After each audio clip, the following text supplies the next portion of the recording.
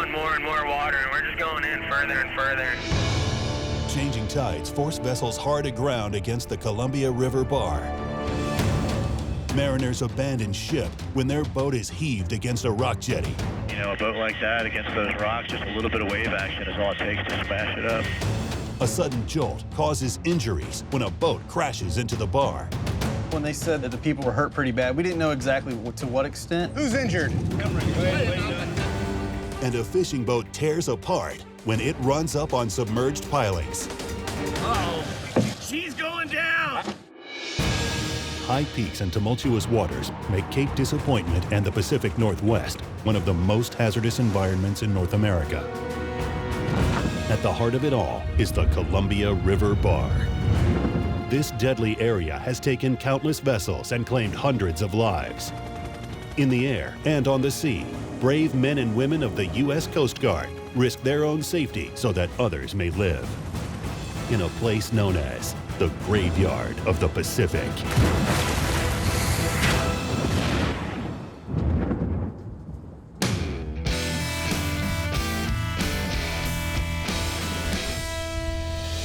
Cape Disappointment, U.S. Coast Guard. Vessel Hellion Coast Guard Station Cape Disappointment. Go ahead.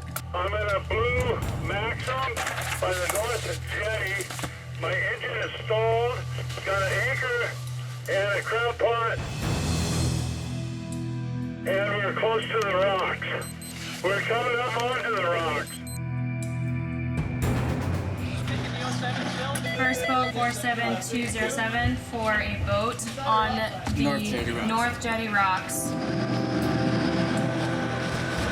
This time, testing number 10. BM1 Nicholas Palisano, Coast Guard Station, Cape Disappointment, Ilwaco, Washington. When a boat becomes disabled and gets on the rocks, they're pretty much at the mercy of the elements. We have a limited amount of time. The current and the wind is just going to drive them onto the rocks and eventually break the boat apart, and the people will end up either on the rocks or in the water.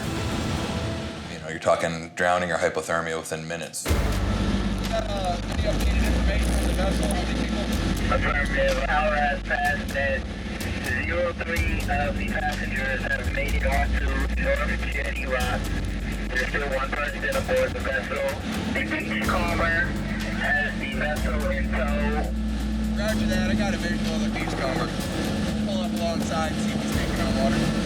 There's a commercial crabber on scene who incidentally was out here crabbing at the same time as the distress. We picked him up in stern tow before the boat got battered up against the rocks too bad, so looks like the crabber saved the day. But when we arrived on scene, we had the one gentleman who stayed with his boat and 3 people that were on the rocks. Oh, there's a kilo there already. Thank goodness there was already a helicopter overhead, and they had eyes on the 3 people. They knew that they were safe, so we could verify that everybody was accounted for. There was no one in the water. The surface is a rough, rocky area on the jetty, so the main concern is for the swimmer, be mindful of your footing down there when we put you down, and we'll try to hold steady hover so we don't swing against any rocks. Captain Bruce Jones, Commanding Officer, Air Station Astoria. We got a call from Station Cape Disappointment saying that 3 people had gotten off the boat onto the rocks. Is that them at 1 o'clock? Yeah, I see them down. You see where they're standing? Yes, sir. I'll taxi up closer so you can both take a look at those rocks and see where you think might be a safe space to go down. Came to a low hover and saw Station Cape Disappointment and managed to assist 2 of the members the very long walk down the jetty towards shore, but there was a 3rd individual that was having a lot of difficulty, and they asked for a helicopter hoist. Maybe the smartest thing to do is put Chris down where he can walk to him and let him evaluate. Let's do that. Let's just put me down over there. I'll just go down onto the road and then walk across there and hop in the water, swim over to him. All right, put you down right on the road. You can't necessarily tell from 200 feet up in the air, but the jetty at that area is very, very rough. There are boulders the size of this room. And the only way to walk the mile back to shore is to literally climb up and down 10 and 12-foot boulders. And this particular gentleman was not in good enough condition or good enough health to do that. Are we going to do a hoist, or do we want to sit down? Well, let's see. That spot directly at 2 o'clock really from here is pretty clear. Do you guys agree with that? Yeah. So we'll disembark Chris, then we'll fly around while we wait for further assessment. Sounds good. We ended up coming into a hover over everything, taking a look, and we just went ahead and landed on a road right next to this sweet little lagoon. And tail wheels on check. Left main, right main. All right, Chris, cleared out, and let us know. Yeah, I'll let you know. I got out of the helicopter and walked through some brush, went over to the edge of this little lagoon, and I had to forage across this lagoon. There's Chris going into water already. So far, so good. Now he's swimming. I saw the boat crew up on the edge, so I walked parallel with them and hopped in the water and just swam across. And then on the other side, just climbed up the rocks. On a calm day like today, you know, a boat like that against those rocks, just a little bit of wave action is all it takes to smash it up. They're lucky that fishing boat was nearby. Yeah. When I got up on top of the jetty, it was pretty gnarly. There was some big rocks stacked on each other, and then it was just drop-offs on both sides. So if he were to fall off of one of those areas, you know, that could have been catastrophic. I walked up to the patient and got a good assessment on him, and basically he just let me know that he was having a hard time getting across the rocks, and I turned around and called the helicopter with my radio and asked for a basket. Basket going off the cabin. Basket left 5. I'll hold my position. Oh, Roger. Basket going down. When I'm hoisting to rocks like that, I definitely want to find a spot to be able to put the basket down without hitting anybody.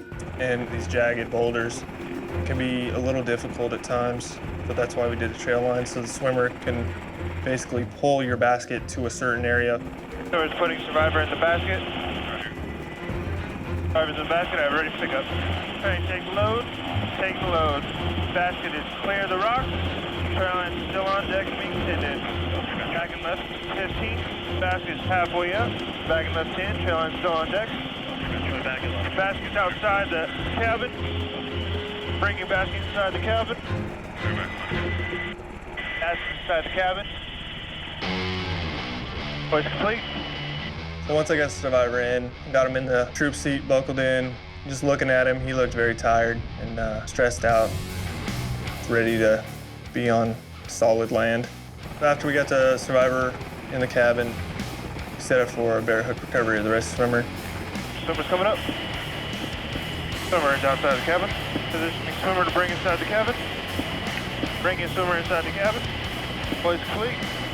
After we got the survivor in the cabin and I came up to the helicopter, we just flew him right over to Cape Disappointment, which is right around the corner. 6029, we are inbound with the crew member to land at Station Cape Helipad.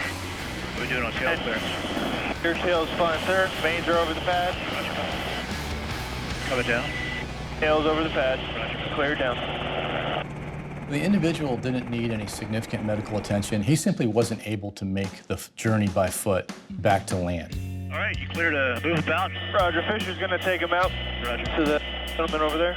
We dropped him off there to a waiting crew from Station Cape Disappointment, and from there they took him on in and got his other needs attended to. Going over! Roger that. The Coast Guard boat from Cape Disappointment had taken the pleasure craft in tow away from the rocks, and it's a great example of the partnership that exists between Air Station Astoria and Station Cape Disappointment, and the partnership that exists throughout the Coast Guard between all Coast Guard units. Nice to meet you. Glad you're okay. You got your boat back. An accident such as this could have had a much worse outcome, so to see them healthy, safely back on land, I mean, they didn't have any crabs to take home, but I don't think they were too worried about that at that point. Thank you very much. That's awesome. My name's Mark Grendel. I'm the owner-operator of a 23-foot Maxim. The Columbia River, I mean, people think it's a river, but it can be unpredictable. The wind's gonna kick up, you're gonna get chopped, and especially down by the jetty, you know, she can change on you pretty quick. We headed away from the jetty and the motor quit. First thing I did was call the Coast Guard. I mean, that's what you do. They help idiots get off the rocks, man. I don't know what else to tell you. And they sure really helped us that day. They're risking themselves to save other people. And to me, that's very commendable. We could see the boat was listing pretty hard to port, and then you could see the pilings that it actually ran over, which started ripping up the side of his boat. Uh-oh. They're taking on water. Cape 87, the vessel Tortuga is taking on water over. She's going down!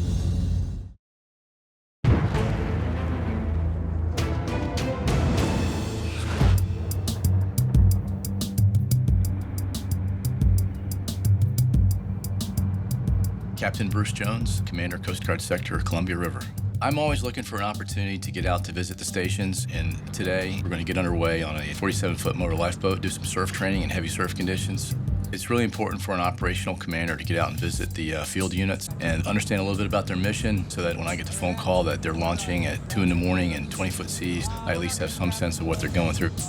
It helps me make better decisions as an operational commander. We'll have you clipped in behind my chair, all right? It's easy to hold on. It's better to hold on to the chair. All right. I'm Chief Tom Malloy. I work at Coast Guard Station Cape Disappointment. Captain Jones' job as an aircraft commander is one of the hardest jobs in the Coast Guard. He's a phenomenal pilot, but he's not really used to the dynamic of being in the surf. Can you show the captain where to clip in here while we're doing this? Yeah. All right. Basically, when we're up here cruising out, sir. Yep. You got these points here. All right. You got this point here. All right. Today, Captain Jones is going to be positioned directly behind me so I know I can talk to him if we get into a dangerous spot. I'm telling him to stay low and just hang on. All right, we're crossing Peacock, guys. All right, let's move. Station Cape Disappointment is recognized as having some of the toughest environmental conditions that any Coast Guard unit anywhere in the world faces. You've got frequent thick fog, heavy rain, driving winds, and we're at the mouth of the Columbia River. That river flow is meeting oncoming swells from the Pacific Ocean, and you end up with 3 major wave structures coming at you from different directions simultaneously. Chief, you're gonna be high side, look out. Mac, you'll be low side and forward. The Chief, talking to me? Yep.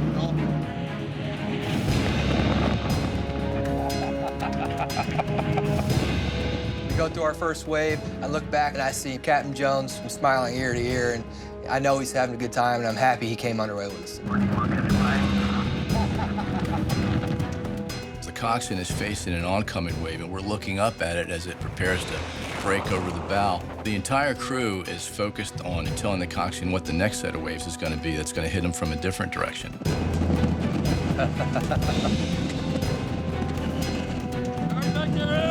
He's good. How about you, sir? Oh, yeah. I love it. It's very physically demanding. You're really using your whole body when you're bracing yourself for those continuous impacts. Oh, yeah. Let you know you're alive.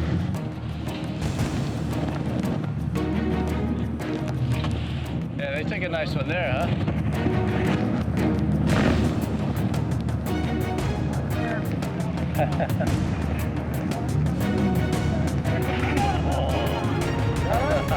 The longer we stay in the surf zone, the higher the risk is. You don't want to push the envelope too much, so I think we're about done. So as far as the quality of the training conditions today, what would you call that? Probably about a 10 for difficulty and like a 6 on wave height. Yeah, it certainly looked like it was challenging to me. You can't relax for a second. No, it's more fun than flying a helicopter. And flying a helicopter is a lot of fun. So that's saying a lot.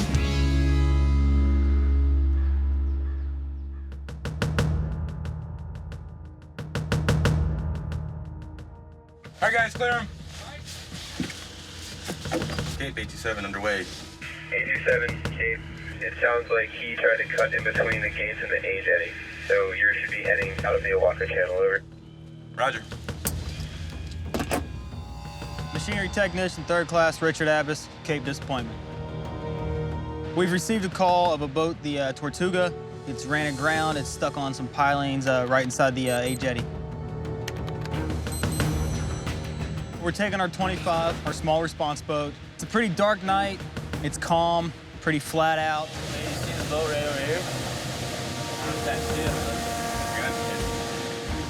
MK3 Derek Brandon, Coast Guard Station, Cape Disappointment. Before I could really even bring the boat up to speed, we were on scene, and we could actually see the Tortuga's nav lights. All right, Abbott. Yeah. I'm gonna get you a flashlight. All right. Look in the water. There's a lot of submerged pilings over there. Yeah. We don't see anything. The dangerous things about pilings in this area is with the big tide changes, sometimes they'll be out of the water, and during like high tide, they will be covered and people won't see them. Cape 87, we're about 75 yards away from them. There's a lot of submerged pilings out here. I got a spotter on the bow with a boat hook and a flashlight, as well as a spotlight, trying to spot them. We got one 50 feet ahead of us, right up the bow. dead ahead. It's really important for the crew member to help the coxswain out by finding any navigational hazard, because we don't want to run onto it and then we start taking on water and then we can't save them. Are they all sticking up, or do you see any below the water? They're kind of poking up with the swell being one. All right. Once we got about 10 feet away from the boat, you could see the boat was listing pretty hard to port, and then you could see the pilings that it actually ran over, which started ripping up the side of his boat. I think my keel is stuck between two uprights, and I'm just getting current pushing me over. Yeah, they're starting to move there pretty good. When a vessel like the Tortuga was stuck on the pilings, the current will start to actually roll the boat over, and with that, the water just rushes in. Uh-oh, we're awash! She's going down! All right, we're gonna come pick you up. All right. They're taking on water. Cape 87, the vessel Tortuga is taking on water, over. No sooner did we make contact with the vessel itself, the captain starts screaming, we're going down. All right, guys, you're taking them off. Water's gushing in, and the crew's freaking out, so we have to get them off the boat.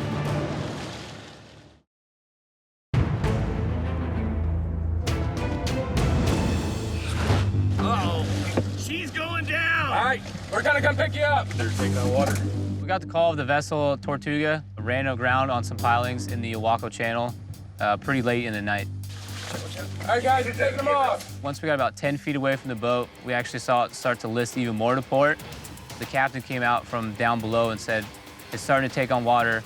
We need to get off. Got 10 feet on your port valve. All right.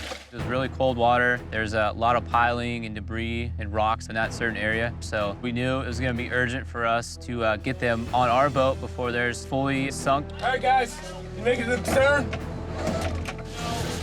No? All right, I got one guy back here. I'm gonna pick him up.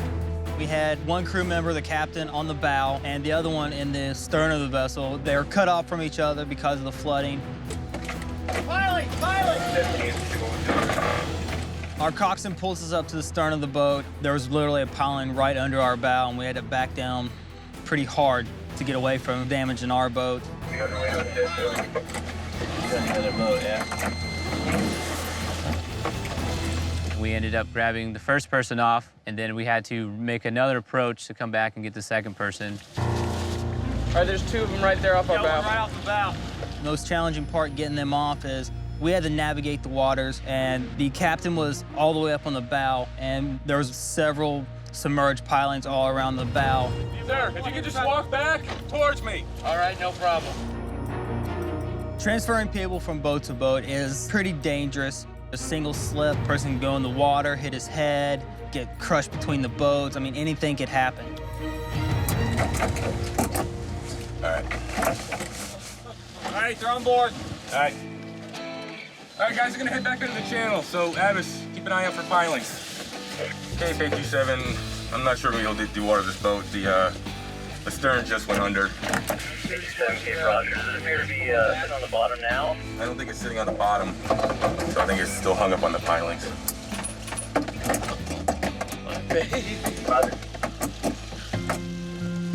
Anything else? Any other injuries that you guys have? Just broken hearted. I can't believe it. 87, Cape Roger. I feel personally pretty bad for the guy. I mean, this boat was his retirement. He'd been working on the boat for years, and his first time out on the boat, he runs upon some pilings and sinks his vessel. I mean, I feel bad for him. Well, I'm sure glad you guys are there, and I'm glad you made it when you did, or we'd have been swimming, Doug. They were very thankful that we were there and that close. If we'd have been any further away, they would have gone down with their boat. There she sits. I'm Steve Gunther, originally from San Diego, California, currently in Portland, Oregon, and I had occasion to be rescued by the gentle souls at Cape Disappointment. We were on a fishing trip and ended up on a wing dam, a series of submerged pilings, and when we realized that we couldn't get off, I made a call to the Coast Guard. There was a huge sigh of relief to see that bright orange and white hull of theirs, because in a situation like that, suddenly the sea becomes mighty, mighty big, and you become mighty, mighty small. They saved us, without question. If they hadn't have been there, we would have been swimming for our lives. Such a what? And Steve, I feel so bad for him. He's been working for 4 years on this boat. It was his fund for retirement.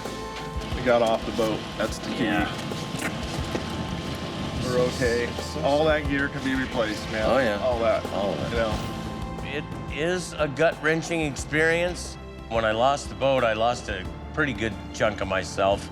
I hated to see it happen, but in the long run, myself and my partner being safe was what it was all about. So we were very lucky. BYOB, the Build Your Own Boat Contest. And this is a chance to really let loose and have a lot of fun. As soon as I hear a vessel aground, I think, okay, this could be, you know, a tricky rescue operation. We're taking on more and more water, and we're just going in further and further.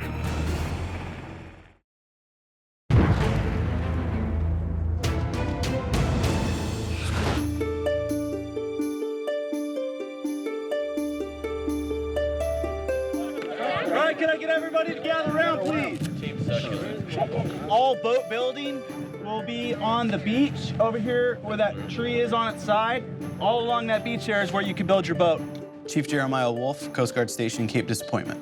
I came up with the idea of build your own boat, getting together with some of the guys, talking about how we can develop teamwork, foster teamwork, and this is one of the ideas that came out of that. There's all kinds of wood in these woods here. There's barrels, all kinds of things for you guys to use in your raft building. Lieutenant Scott McGrew, Coast Guard Station, Cape Disappointment. Station Cape Disappointment is a demanding station. It requires lots and lots of boat hours, and there's lots of times when these guys are under a lot of stress. And this is a chance for them to really let loose in a controlled environment, safe, and have a lot of fun. On your marks, get set, go!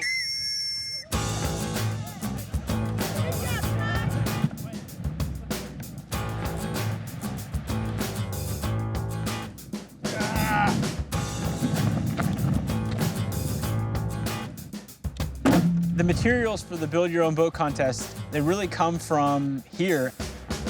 We seem to catch a bunch of debris, be it old dock floats, barrels, tires. That's really the genesis of this. What can you find to build into a boat? You think these will float? They got foam in them.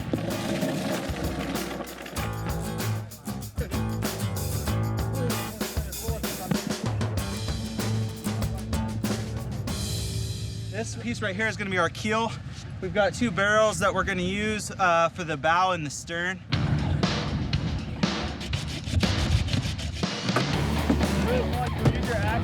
We're going to be on our knees, probably. Yeah.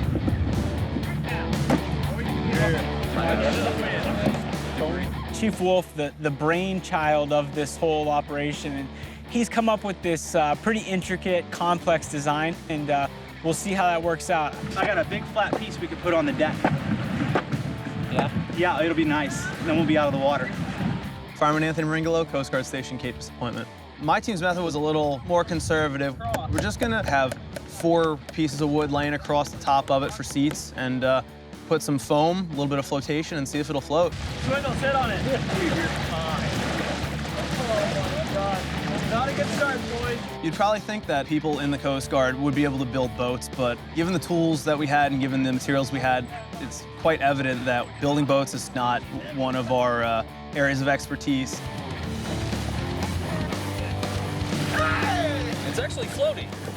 So the race course today, there's going to be a starting line where I'm standing. They're going to go out in the middle of the channel, around a buoy, and back in, across the line. First person across the line wins the coveted Cape D Cup.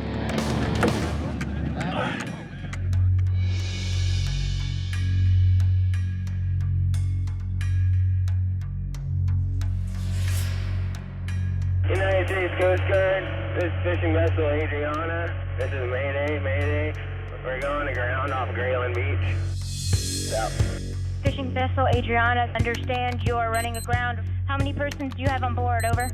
We have 3 aboard.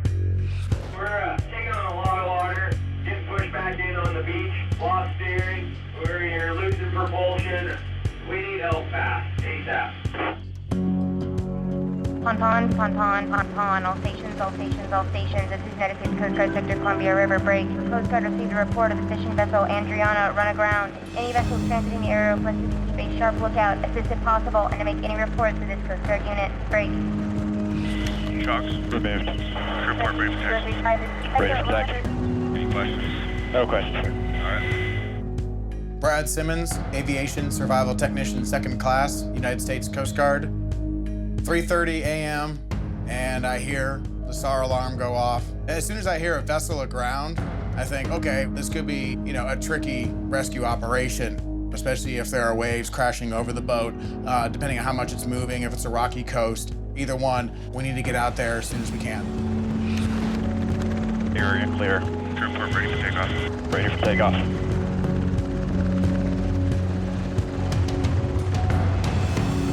Sector 6035, currently departing home plate air station Astoria for vessel ground in the vicinity of Grays Harbor.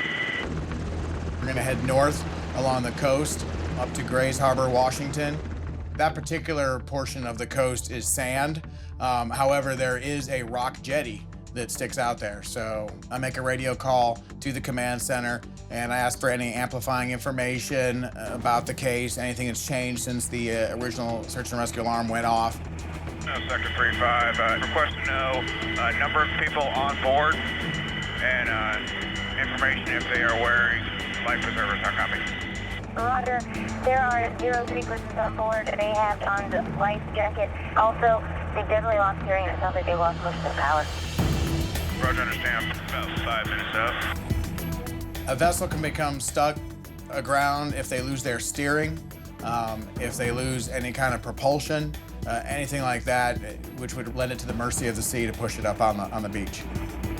Brad, I'd probably say start getting dressed out. Roger that, sir. We have the South Jetty in sight, guys. Roger.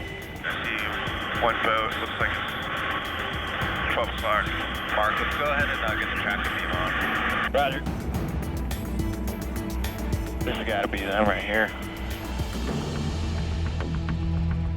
We see the vessel. It's approximately 50 feet in length. It's a white fishing vessel, and sure enough, it's up on the beach. You can tell at this point, it is hitting the ground, and then it'll roll back off as the wave comes up. So it's unstable. They are sliding around. I can see that. Sector 6035. We're on scene with the Adriana. They're hard aground on the beach. Probably 5 feet of water. It was dark, hard to see. People are probably getting cold, and they're trying to save a ship that could be going down. Yeah, let's see if we can get talk to them on the radio. A-firm to the boat in the stern. Coast Guard helicopter on 16. This is the Adriana right under you. Besides being aground, are you still taking on water? We're taking on more and more water, and we're just going in further and further. We're on the beach, man, on the beach. Probably 5 feet of water under us. I just need a tow quick.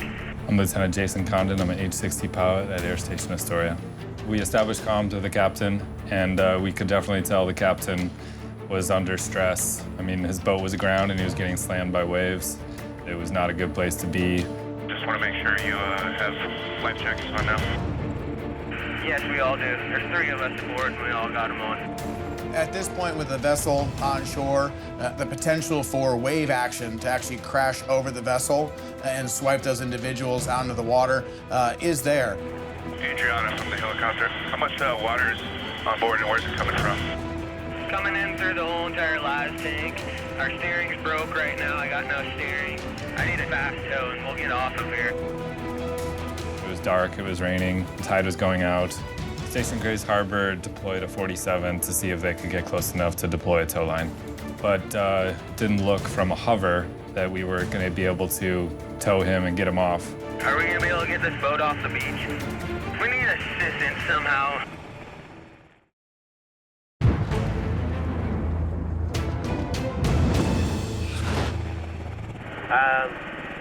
Is that lifeboat any closer?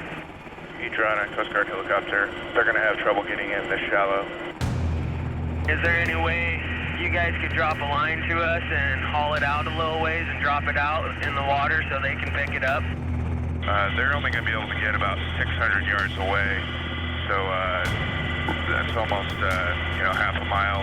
We don't have a line that long. Are we going to be able to get this boat off the beach? We need assistance somehow. We can't tow with a helicopter. The 47 could only get about 600 or 700 yards to the vessel. The captain was really adamant that we somehow work something out to tow him off the bar. Our first thoughts as a crew were that the captain didn't have steerage and he wanted to get underway in the surf.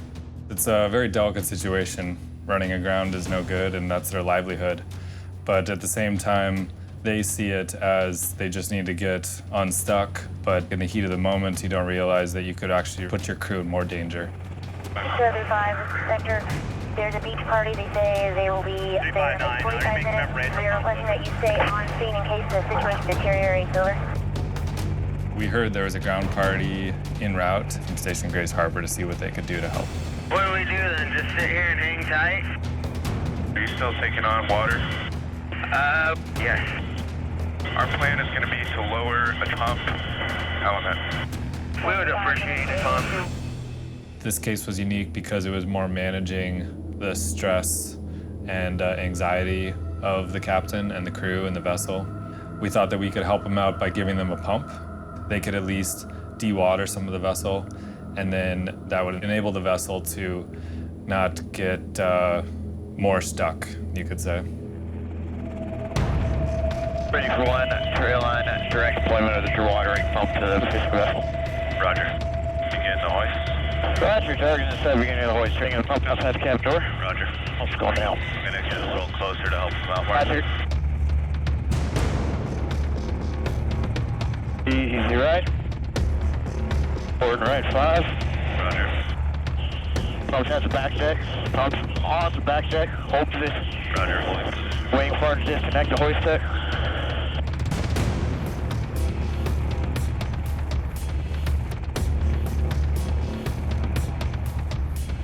And hoist hook's disconnected.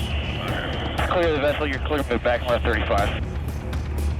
So Brad, why don't you get the key and help them out in terms of telling them how to use the pump? Roger that, sir. Captain from Coast Guard helicopter. First of all, I'll just run you through it real simple.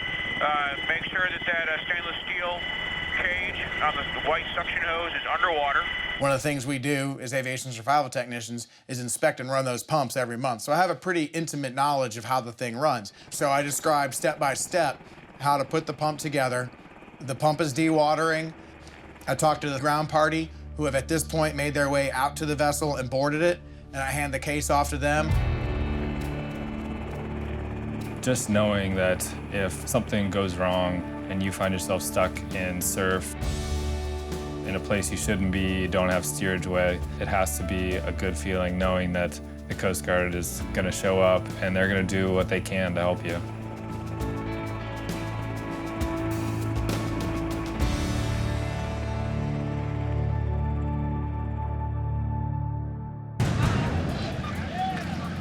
Where's Jerry?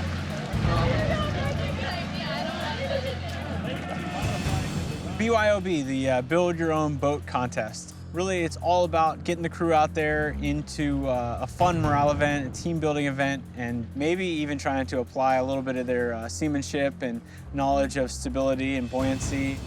But really, it's all about having fun.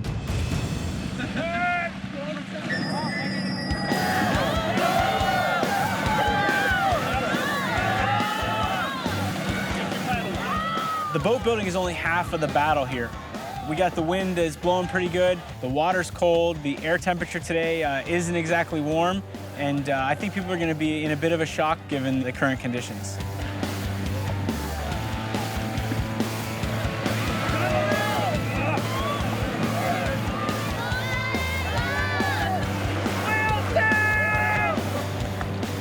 Chief Wolf's master design sunk as soon as we put it in the water. So I ended up swimming most of the course, and we got smoked by almost everyone.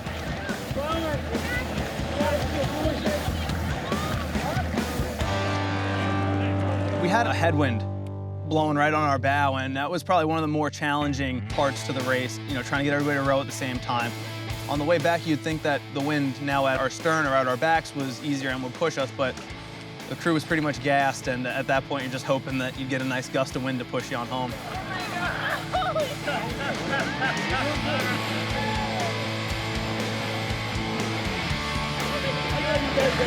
Thank you. It was a lot of fun. You kind of realize that no one in their right mind would want to do it, especially with the water temperature and the wind, but it's one of those things that brings the crew a little closer together. You're almost there! So we're going to present the prizes. You guys were obviously all outstanding. We do have awards. For most seaworthy was the SS Minnow Jr. Yes. Come on in here, KP. Congratulations. Driest crew. We have the Boatmobile. Finally, the winner of this year's race, the Coast Guard Cutter Buttercup. Congratulations. It's really nice when we can take a day, have a little camaraderie amongst the crew, and it lets people see a different side of their shipmates they maybe don't see when they're going about the mission. But I think overall, everyone had fun, everyone was safe, everyone made it back to shore, everyone completed the course. We had a pretty fun day, and that's a big success to me. Tell them we're underway and ask them if they're taking on water. From the initial call, when they said that the people were hurt pretty bad, we didn't know exactly to what extent. All right, let's get them off. Let's start pulling them on our boat.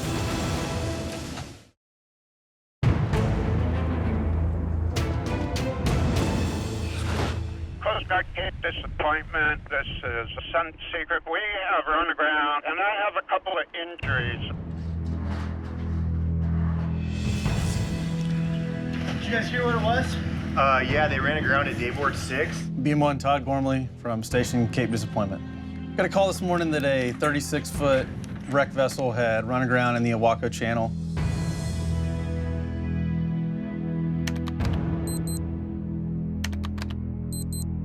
We were initially going to jump on the 47, so the 47 was fired up and ready to go. And we made the call to switch over to the 25 to get there a little bit quicker.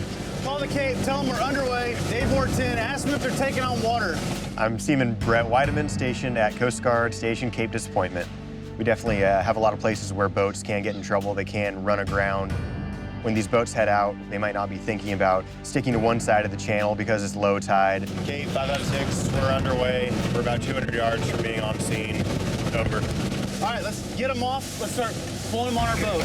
Get somebody to the bow, somebody to the stern. All right. From the initial call, when they said that the people were hurt pretty bad, we didn't know exactly to what extent. Who's injured? We're gonna come along. Yeah, we're showing 0 feet of water under us, so yeah. I think today was the lowest tide I had seen. It was a -5 feet or so. So we had lots of rocks showing at the bottom of the channel. Really, you could see a lot of it that you don't normally see on a normal tide. They probably wouldn't have run aground, so they really weren't expecting it. Is he gonna be able to be moved? He can be moved. He is? We just verified that the injured member would be able to move. Then we moved him to our boat, along with the other guy that had hit his head. We can take him on the bow. The man with the injured ribs was definitely, you could tell, in some pain. We just wanted to get him off as soon as possible, as soon as they were able to move, because time does play a difference in something like this, and the quicker you can get him to a qualified, paramedic or medical professional, the better. You hurt your back? My left ribs. The gentleman that sat down with the rib injuries, he seemed to be in a lot of pain. Whenever the boat would bounce a little bit, he actually had us slow the boat down when we started coming up on plane because he was in so much pain. What I was thinking when I was riding on the bow next to him was hoping that he basically wasn't just going to fall overboard. So we were just keeping an eye on him, making sure that he was hanging on tight.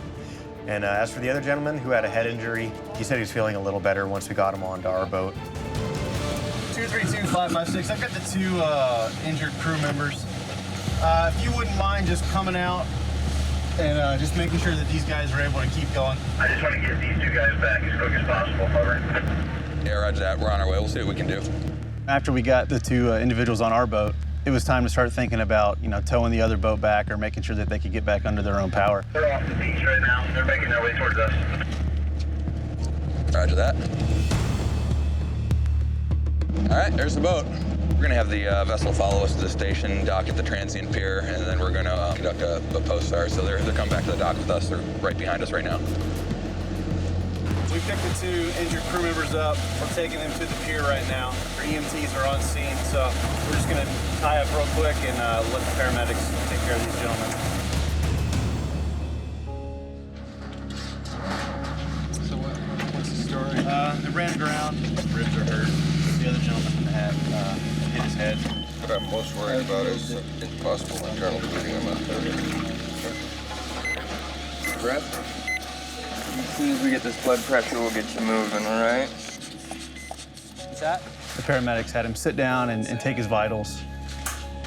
His lungs sounded good, so they weren't too worried about any internal problems. And he was able to walk off, by himself. I knew it was hot, but I didn't think they needed to send the fire department. Well, yeah, we're gonna hose you down here in a minute. It was really great to be able to help just people this time. We always kind of get wrapped up in towing a boat and moving equipment, but you don't always get that effect on actually helping a person. So it was really good because we got to possibly saving somebody's life today.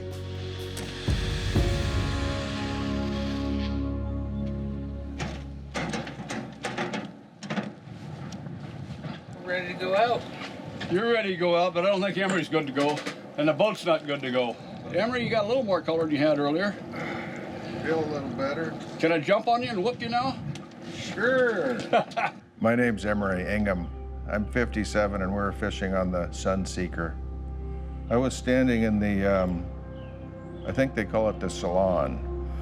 And when the boat hit, I went flying down the stairs into the galley and smacked my ribs against the corner of a bulkhead. And then my friend came tumbling down the stairs after me. You know, it's unfortunate that sealed it in. Yeah. We were dead center on that channel. Well, the channels change. According to That other towboat guy did. Bill down here, he says, I can't tell you how many people have pulled off there this year. We were doing nothing wrong. We exactly where we're supposed to be. You know, it's always in the back of your mind that you're going over the Columbia River Bar, which is the most dangerous river bar in the world. When we hit that sandbar, all that comes forth and you don't know what the hell happened. The Coast Guard, they're a special breed. They put themselves in danger to help people like me. It was good to see them there. I knew I'd be okay.